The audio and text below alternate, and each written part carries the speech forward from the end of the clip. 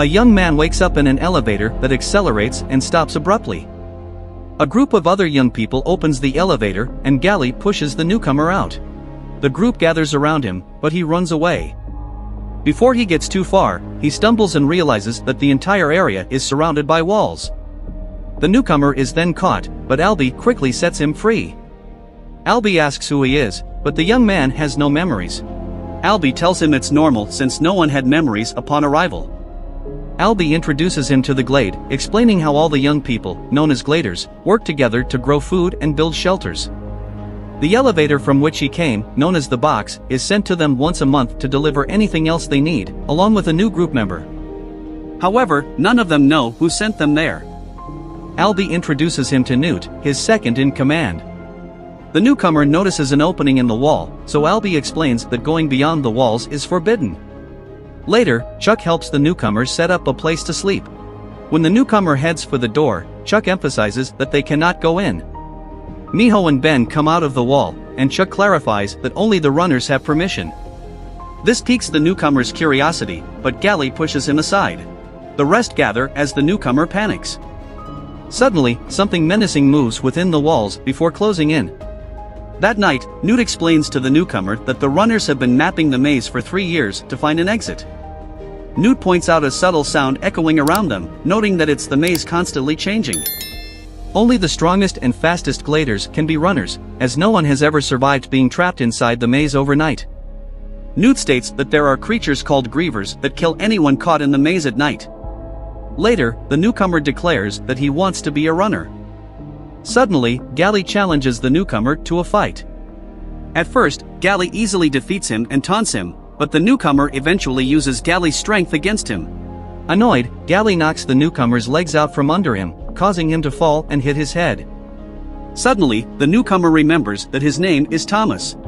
That night Thomas dreams about running, a strange lab, and a woman's voice saying wicked is good. The next morning Albie takes Thomas to a place on the wall where all the boys have carved their names.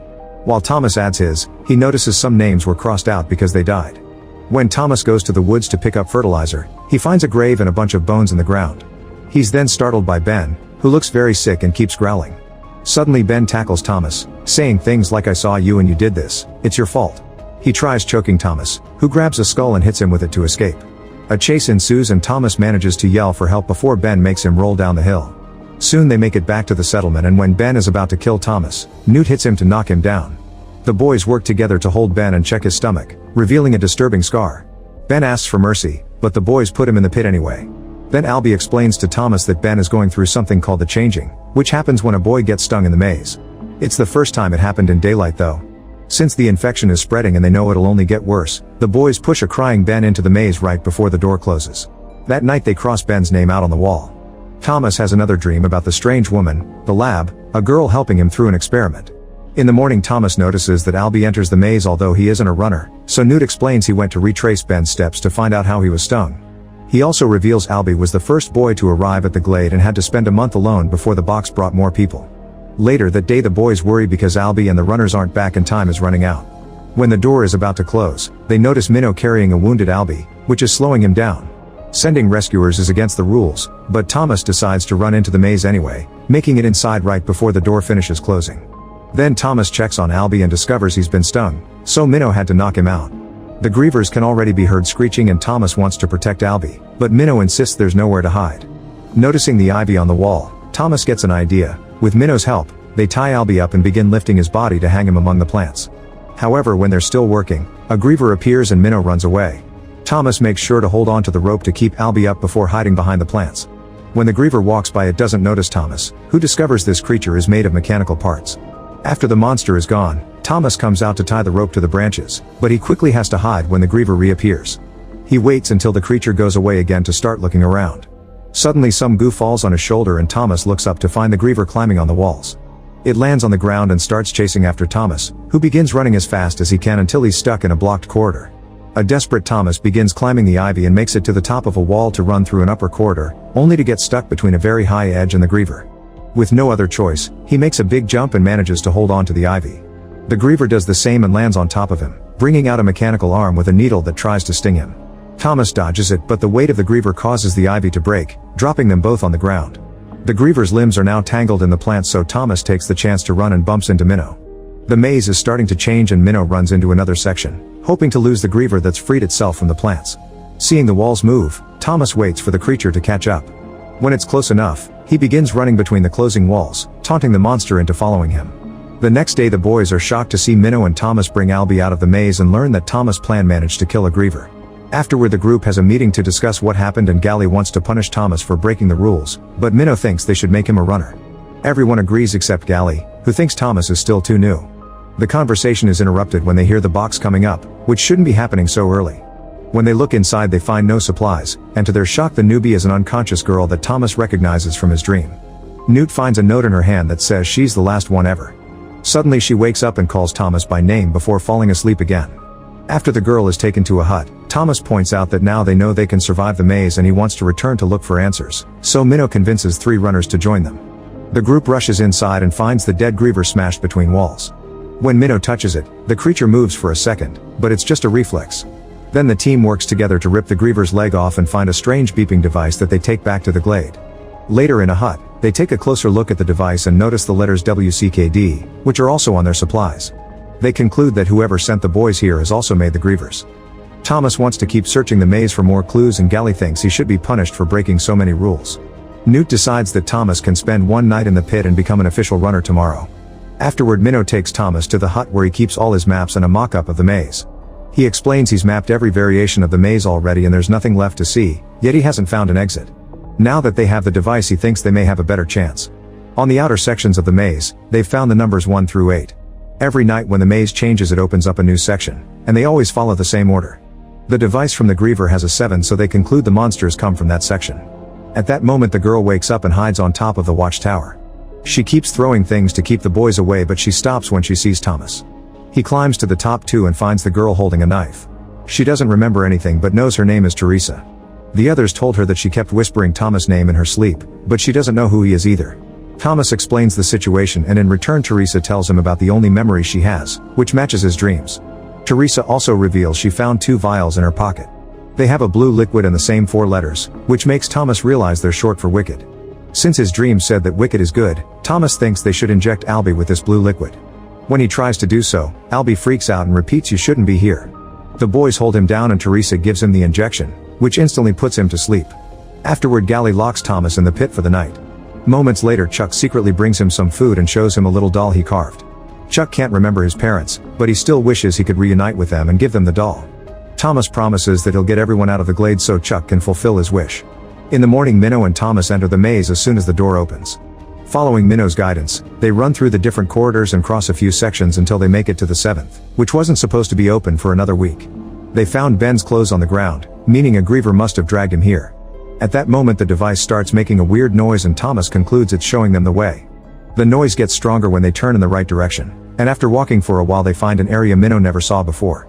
There's a long bridge above an abyss and a wall at the end, but when they reach that wall the device activates a hidden door. There's a tunnel on the other side covered with Griever goo. Suddenly a light scans the boys and an alarm wails before the tunnel begins closing down. Minnow and Thomas immediately start running, having to dodge the moving walls in section 7. For a moment they run on opposite sides, so Thomas has to make a quick move to reunite with his friend. When they're about to leave section 7, the ground suddenly opens up and part of a wall falls. The boys keep on running as fast as they can as the maze continues to change around them, having to dodge all kinds of moving parts. Eventually they have no choice but to crawl between 2 closing walls, getting out right before they could get crushed. Moments later the duo is back on the Glade and tells the others they found the exit. However Glade is worried because it could be a trap and an argument ensues, only to be interrupted by Teresa announcing that Albie is awake. When they check on him, Albie announces they can't leave and that he remembers now. He says Thomas was always their favorite and asks why he had to come here. This conversation is also interrupted because the boys have noticed that the maze door hasn't closed. In fact, new doors are opening. Thomas wants to make a plan but there's no time because the Grievers are coming out of the maze. Everyone immediately starts running to hide in the woods, but they can already hear the screams of some boys getting attacked by the monsters. A few guys including Glade hide in the box and close it. When a boy outside asks for help, a Griever hears him and captures him too. Thomas, Teresa, and some others hide in the vegetable field, only for a mechanical tail to appear among the plants and capture one of the boys. The group has to keep running to reunite with Albie and more boys while they watch how more and more people are being caught and stung. When a Griever tries to block their way Teresa throws a lamp to set it on fire. Then they keep moving as fast as they can, losing a few more boys along the way. When Albie falls, they stop to help him and Thomas stands in front of the group with a blade to confront the incoming griever. At that moment the hunters surround the beast and shower it with spears, giving the rest of the group the chance to rush into the biggest hut and lock the door. The griever pounds on the door to no avail, so then it walks on the roof and destroys it to kidnap another boy. Then the tail begins reaching through the walls to catch Chuck, so the others immediately grab their friend to try to save him. When the monster gets the injection ready, Albie runs to break it and hits the mechanical limb until it drops Chuck to leave. Unfortunately the griever returns a second later and captures Albie, who tells Thomas to get everyone out of the glade before he's taken away. Then the noise stops and the group leaves the hut to discover the only survivors are them and the boys who hid in the box. Glade comes over to punch Thomas, blaming him for everything. Desperate for answers, Thomas injects himself with the griever's sting and passes out. He dreams about the lab again, seeing Teresa, some boys and experiments, and a strange woman who insists Wicked is good. When Thomas wakes up, he's in the pit with Teresa, who saved him with her other vial. Newt, Minnow, and Chuck come to check on them and explain Glade has taken control of the group by convincing them that everything is Thomas' fault. To their shock, Thomas agrees and tells them what he's remembered. When the boys were kids, Wicked experimented on them before sending them to the maze one by one. Thomas and Teresa worked for Wicked and watched the whole process. The Glade and the maze aren't a prison, they're a test they must pass. The team agrees they must finish what they started. Minutes later Thomas and Teresa are taken to Glade, who is finishing crossing out names on the wall. Glade wants to throw the duo into the maze, but some of the boys are hesitant and think Thomas may truly know the exit. Thomas uses the distraction to bring down the guards holding him and Minnow keeps Glade still by threatening him with his blade. Then Thomas announces he and his little team are leaving, and everyone is welcome to join them. Glade thinks he's crazy but half of the boys enter the maze with them. After lots of running, the new group makes it to Section 7 and finds a griever guarding the tunnel. The teens rush down the bridge and attack the beast, surrounding it with their spears and blades. They start pushing while dodging the attacks from the tail, which still manages to throw a boy off the bridge. During the struggle, Teresa attacks a mechanical leg and it accidentally hits the device, causing it to fly off. Chuck immediately runs to retrieve it and ends up on the edge of the bridge, where he sees a second grieve climbing up. Thankfully Teresa pulls Chuck back before he falls. With lots of effort, the boys keep on pushing and eventually manage to throw the griever into the abyss, only for two more grievers to appear on the bridge. While the boys hold them back and lose more people, Teresa and Chuck take the device to the door to open it and reveal the tunnel. The duo runs inside and finds another door that won't open without an 8 code number. Thomas concludes it must be the sequence of the maze sections, which Minnow starts reciting. Before he can finish, a griever jumps from above and lands on top of him. One of the guys rushes in as a distraction, so the griever catches him instead and Minnow is saved. As the group begins moving back to hide in the tunnel while still keeping the grievers at bay, Minnow finishes telling the number sequence and Teresa uses it to open the door.